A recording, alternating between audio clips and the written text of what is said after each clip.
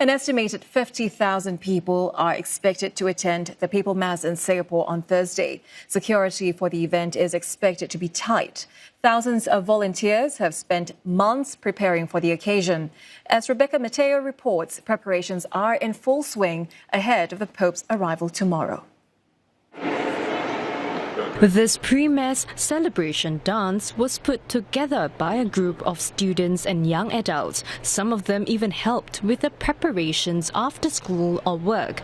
These include roles as backstage crew, actors and dancers for the performance.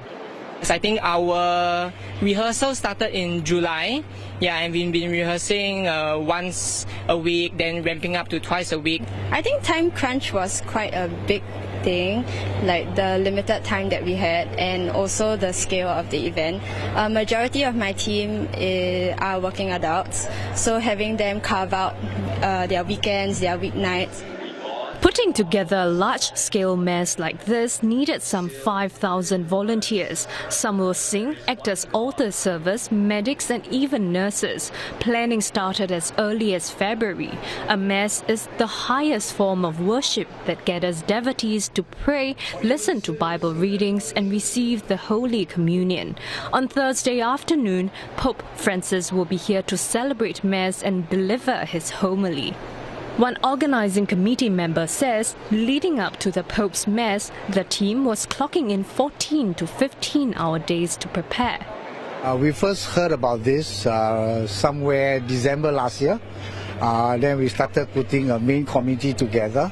But really working on it, we started putting all the other sub-teams together in probably February, March, and we started working on it.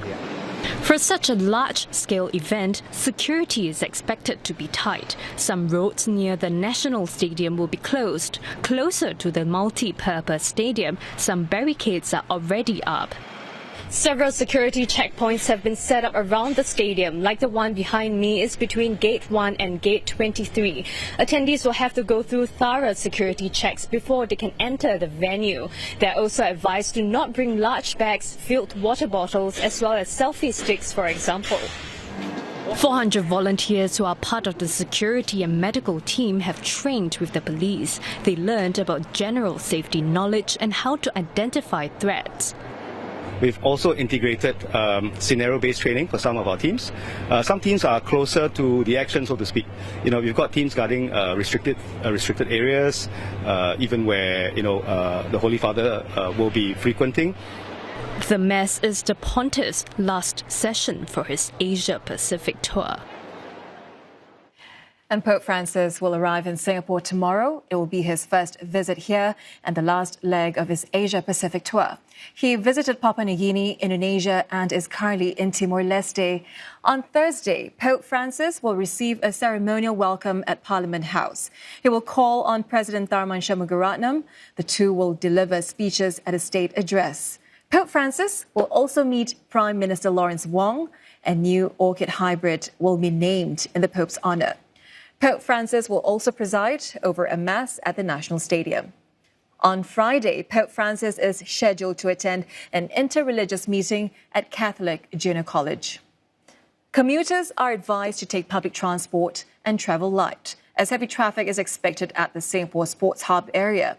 Multiple venues will also be closed. The 100-plus promenade will be closed from tomorrow night until Thursday.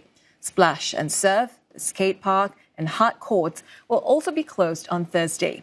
Re-entry into the papal mass at the National Stadium will not be allowed.